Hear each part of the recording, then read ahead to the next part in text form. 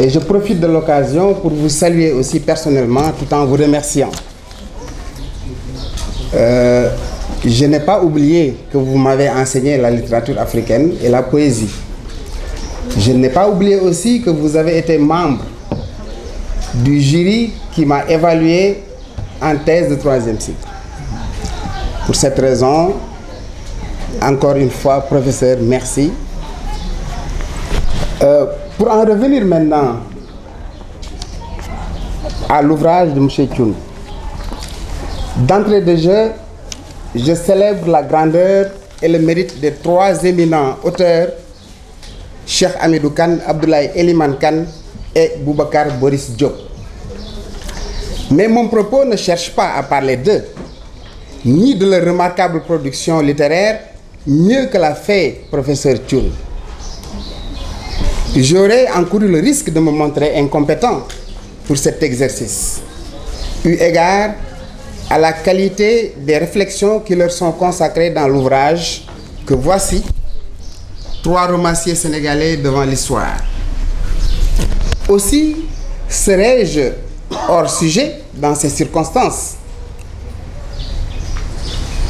En effet, ma communication en cette situation-ci au WARC, celle d'une cérémonie de dédicace, s'inscrit dans un genre de discours où il ne peut s'agir de réinventer l'ouvrage à dédicacer, mais plutôt d'en rendre compte. J'allais dire qu'il s'agit bien de présenter l'ouvrage pour susciter l'intérêt de sa lecture ou, dans une certaine mesure, d'en posséder un exemplaire.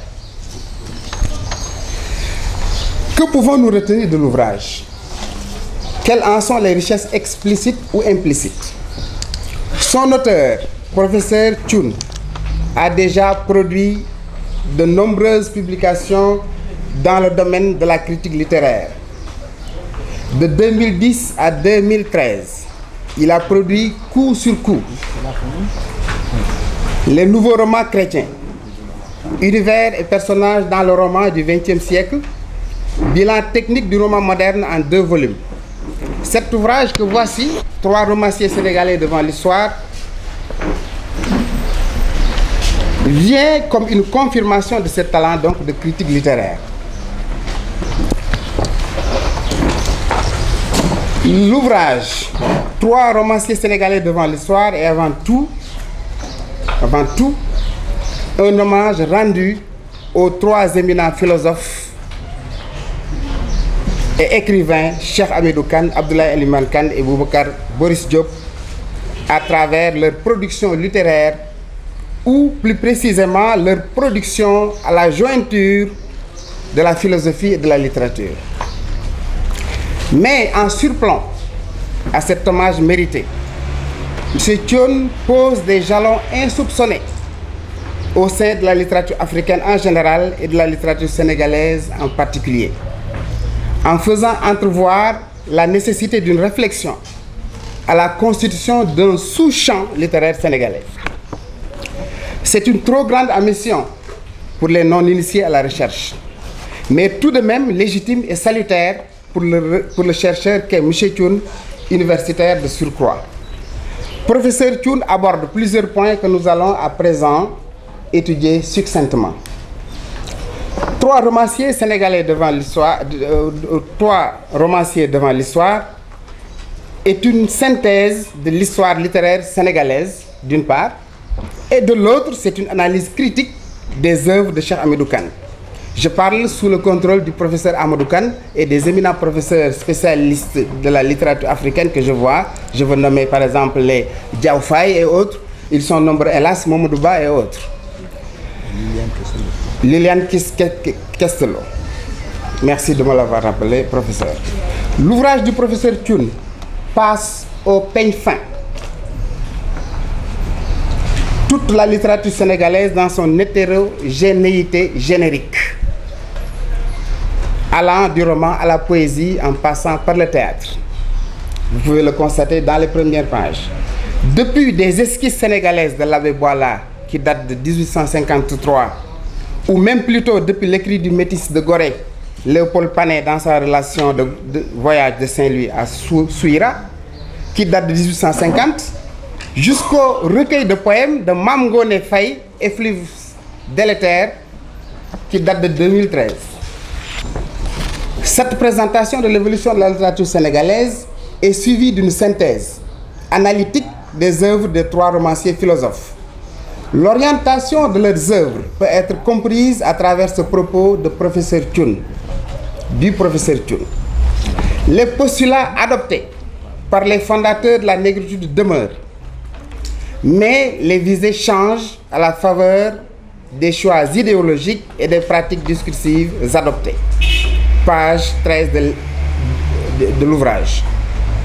Suivant une perspective panafricaniste, les romanciers prônent de s'armer de sagesse et de lucidité pour se mettre au service du peuple face au monde moderne. Ils postulent tous le refus d'un ordre quelconque de domination ou d'oppression, à l'instar de presque tous les romanciers négro-africains d'après les indépendances jusque dans les années 1980, qui avaient la visée commune de dénoncer les nouveaux régimes politiques au pouvoir. Ce type de roman, nous l'avons baptisé dans nos travaux roman de dénonciation ou roman subversif, pour gloser le professeur Madior Diouf. En cela, qu'ils ont tous la visée de dénoncer les pouvoirs politiques et ou religieux en place. Mais au-delà de la dénonciation, professeur Thioune montre que les romanciers, surtout Abdoulaye Elimane Kane, préconisent un développement endogène à travers un projet intégré d'aménagement de sites et de transport sur le fleuve Sénégal. Les trois romanciers fustigent la misère, la mort provoquée arbitrairement et la souffrance du peuple. Sur le plan esthétique, les œuvres brillent par leur mouvement réflexif en boucle. Cela ne surprend pas puisqu'il s'agit, comme je l'ai déjà dit, d'œuvres à la jointure de la philosophie et de la littérature.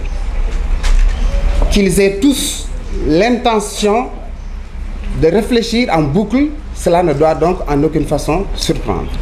Ils analysent tous leur propre dire et en font un objet de réflexion, d'où se profile leur coloration philosophique.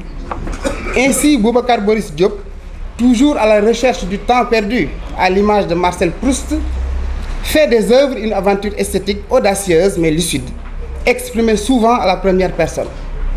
Cheikh Abidou Kane se livre à une véritable méditation philosophique lorsqu'il évoque de façon récurrente, surtout dans l'aventure ambiguë, la mort, le vide, la prière, la pensée, la maîtrise de l'apparence qui est apparence, l'évidence qu'il définit comme une qualité de surface, etc. Cette omniprésence de la philosophie dans les œuvres littéraires amène monsieur le professeur Birahim Thioune à développer ses idées sous la forme d'une comparaison. Ce sera le deuxième point de notre intervention. Trois romanciers devant l'histoire est donc une comparaison de la production littéraire de trois romanciers philosophes. À côté donc de l'histoire littéraire sénégalaise, il y a maintenant une comparaison des trois productions. L'ouvrage montre que les trois romanciers utilisent la littérature comme discours du développement durable pour employer une formule en vogue. C'est à juste raison, car contrairement à une conception de la littérature comme récit, pur au sens d'Émile Benveniste, le texte littéraire est bien un discours où donc la subjectivité occupe une place centrale.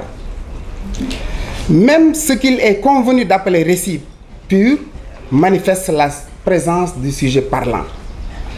À elle seule, la fonction de régisseur du discours littéraire montre à suffisance que le sujet parlant ou écrivant ne peut être absent de son texte. En effet, aux yeux de l'analyste du discours, tout texte, fût-il un texte historique, comporte une certaine vocalité. On n'écrit pas sans y insérer une certaine vocalité. Un ton, j'allais dire. On y entend une voix spécifique qui permet de le rapporter à un sujet parlant, c'est-à-dire à un garant du dire qui, à travers son ton, atteste ce qui est dit. Aussi, ce garant, censé parler dans le discours littéraire, l'auteur qu'incarne le narrateur, libère-t-il un ethos, image de soi, qui recouvre non seulement la dimension verbale, mais également les caractéristiques physiques et psychiques que lui confèrent les représentations collectives.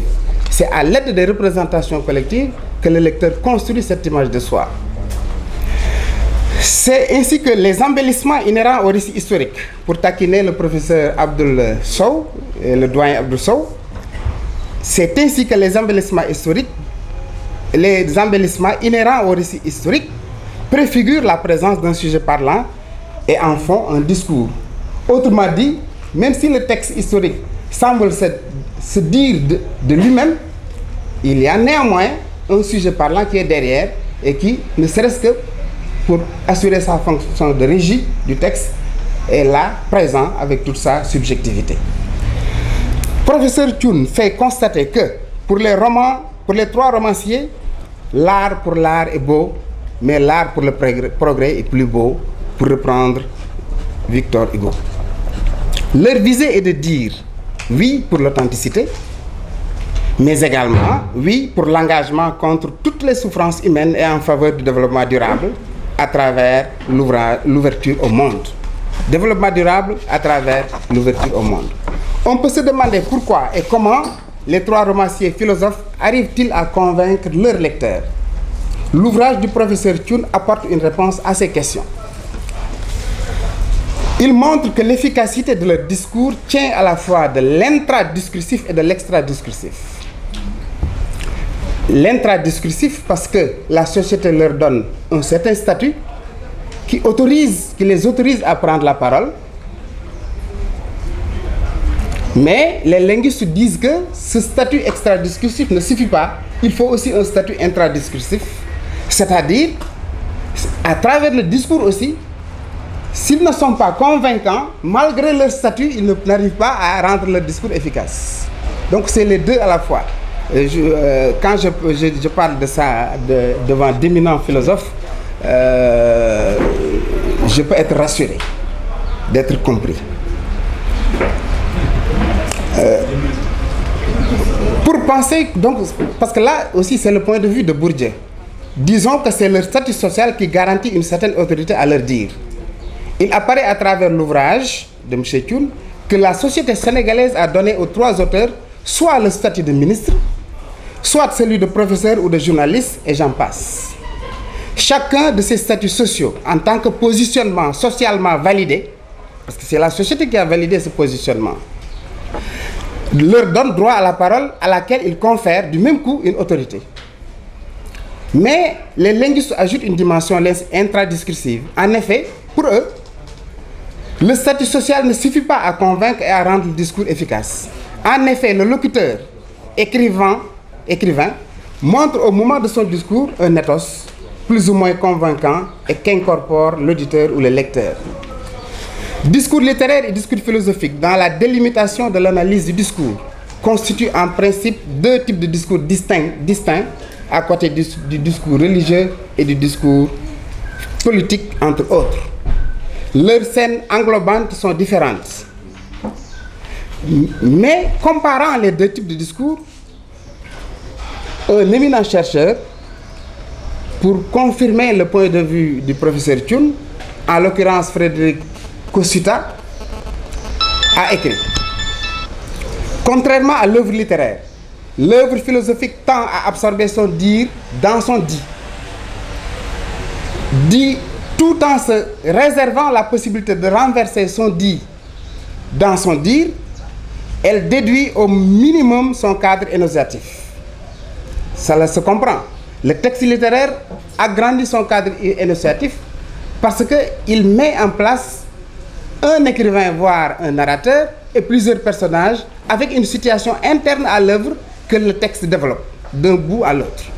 Alors que le texte philosophique n'a pas besoin de tous ces présupposés génériques liés au genre. Pourtant, M. Thioune montre bien que les trois romanciers sont arrivés à associer discours littéraire et discours philosophique à travers un interdiscours cohérent. Ce sont sans cesse deux types de discours en interaction. En fait, il y a comme un renversement ou une réversibilité du discours philosophique vers la littérature. Les formes de la littérature habitent la philosophie, comme en atteste la porosité de divers univers de discours au genre nomade qui en traversent les frontières. J'en veux pour exemple les dialogues. Nous savons qu'à l'origine, le dialogue était platonique ou socratique. Mais à partir du 19e siècle avec Flaubert, on a commencé à introduire les dialogues dans les textes littéraires. Aujourd'hui, au 3e millénaire, plus précisément à partir du 20e siècle, les dialogues sont prépondérants dans les textes littéraires. D'où un type d'interdiscours qui les lie. Et ces genres génériques traversent les deux types de discours d'ailleurs. Je n'en ai donné qu'un exemple, mais il y en a plusieurs. Il faut recourir à la notion de polyphonie de Bakhtin pour comprendre un tel phénomène. Elle désigne la présence de plusieurs voix dans le discours. Dans la parole de chacun se trouve la parole d'autrui. Ça parle toujours, avant, ailleurs et indépendamment. En d'autres termes, ma propre parole ne m'appartient pas en propre. Elle est un patrimoine commun. Par exemple, dans une lettre de demande d'autorisation d'absence, quand je mets demande d'autorisation d'absence, il ne faut pas que je me trompe en croyant que demande d'autorisation d'absence, c'est ma formule. Non, elle est une formule consacrée qui appartient à la communauté discursive et en conséquence, elle relève cette formule de l'interdiscours. Tout est interdiscours finalement, donc pour les analystes du discours. Parce que l'interdiscours est forgé par l'analyse du discours et elle permet de désigner l'existence d'une altérité ou d'une extériorité dans le discours en train de se dire. Certaines altérités. Parce que ne serait-ce que, surtout dans le discours argumentatif, ne serait-ce que quand on convoque d'autres éminents professeurs, je viens de parler de Bourdieu, je viens de parler de Bakhtin et d'autres encore, vous voyez que ce que je dis ne m'appartient pas. Et c'est un patrimoine collectif, il est interdiscursif, forcément. Et c'est pour cette raison que les trois romanciers, d'après M. Thioune d'ailleurs, arrivent à associer les littératures et philosophie. Ce roman, en dernière analyse, excusez-moi, cet ouvrage critique de M. Thioune, en dernière analyse, est une esquisse des possibilités de la constitution d'une littérature sénégalaise au sein du sous-champ littéraire sénégalais. En perspective, il y a une volonté, avouée ou non, de proposer que l'on réfléchisse sur la constitution d'un sous-champ littéraire sénégalais. Je vais montrer pourquoi. La question de l'autonomie du champ littéraire africain s'est posée depuis très longtemps. En effet, il dépendait, comme le montre l'ouvrage, du champ littéraire français, nous le savons. Puisque les premiers écrivains, l'Abbé Boilat, Félix Kochoro, Ousmane Socé, Paul Azoumé, Léopold Sédar Senghor, Birago Diop ou Ablaye Sadji étaient essentiellement publiés par des maisons d'édition françaises. Le champ littéraire africain disposait d'un lectorat français, du reste très réduit, celui de ces mêmes maisons d'édition à l'origine. Pourtant, les écrivains prétendent, je veux nommer les trois, prétendaient écrire, non, excusez-moi, je parle des écrivains des anciens, prétendaient écrire au nord de l'Afrique et pour l'Afrique. Même les préfaciers tels que Robert de la Vignette, alors gouverneur de l'AOF, ou Georges Hardy, alors directeur honoraire de l'école coloniale et recteur de l'Académie de Lille, ainsi que les maisons d'édition étaient français. Aussi faut-il reconnaître qu'avant eux, les seuls écrivains au nord de l'Afrique étaient des coloniaux à l'instar de René Maran. C'est dire que le champ littéraire africain a été pendant longtemps subordonné au champ littéraire français. Sans revenir sur le processus qui a abouti aujourd'hui à ce qu'on peut appeler un champ littéraire subsaharien plus ou moins constitué, disons que celui-ci jouit incontestablement d'une certaine autonomie aujourd'hui. Renforçant cette tendance à l'autonomisation, professeur Thioune préconise implicitement une écriture systématique de l'histoire littéraire sénégalaise. Regardez l'ouvrage. Il signale la nécessité d'une étude normée des conditions sous-jacentes de la constitution d'un sous-champ littéraire sénégalais. Ces normes permettraient de définir l'espace socio-culturel concerné, mais également de décompter et de classer les éléments constitutifs du sous-champ, à savoir les écrivains. Quels sont les écrivains qui écrivent dans ce sous-champ littéraire sénégalais? Les éditeurs et maisons d'édition, les prix littéraires. En l'occurrence, les prix littéraires participent du champ littéraire puisqu'ils assurent la promotion du livre et des écrivains. Donc si nous n'avons pas nos propres prix littéraires, vous voyez, nous sommes assujettis au champ littéraire français comme depuis le début.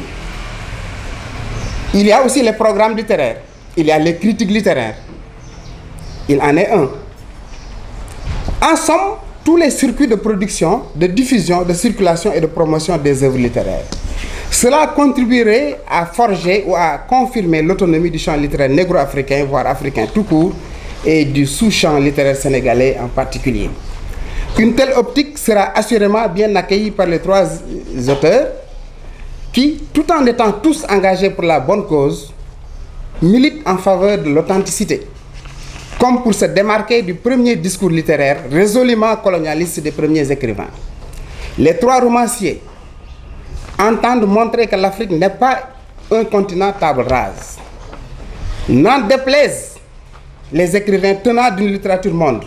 Il faut aussi le dire, il y a à côté de cette mouvance des écrivains dits tenants d'une littérature monde. Ils croient à l'universalité, qu'ils cherchent à disloquer toute frontière entre les champs littéraires nationaux. Plus exactement, ils veulent nier l'existence d'une différence entre l'espace littéraire français et l'espace littéraire africain. Parmi ces écrivains, au nombre de 44, d'après mon énumération, il y a d'éminents d'ailleurs écrivains, bizarrement, Maurice Condé et Édouard Glissant, qui en 2007 à Paris ont signé le manifeste intitulé Pour une littérature monde en français. Donc je disais, n'en déplaise à ces gens-là, nos trois éminents professeurs ont opté pour un retour à l'authenticité tout en préconisant une ouverture au monde moderne. Pour conclure, sans aucun doute, en publiant son ouvrage « Trois romanciers sénégalais devant l'histoire », professeur Thioune offre aux critiques littéraires un champ d'investigation très porteur, aux universitaires un domaine de recherche fécond, aux élèves et étudiants un outil d'apprentissage, aux professeurs de lycée un outil de documentation. Pour taquiner M. Diallo, de la maison d'édition L'Harmattan, M. Thioune offre à la maison d'édition une marchandise rentable. Aussi, dernière phrase, aussi professeur Thioune donne-t-il à tout ce beau monde de la matière absolument fertile, en proposant en annexe un corpus bien choisi de larges extraits de textes qui peuvent être utilisés pour les exercices littéraires, mais également pour la préparation à la mise en œuvre des cours. Je vous remercie.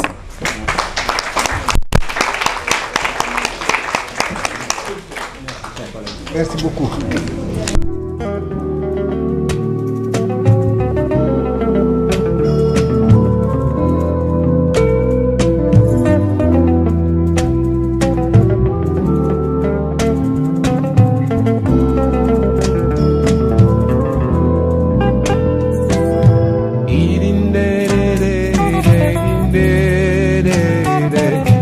Yeah.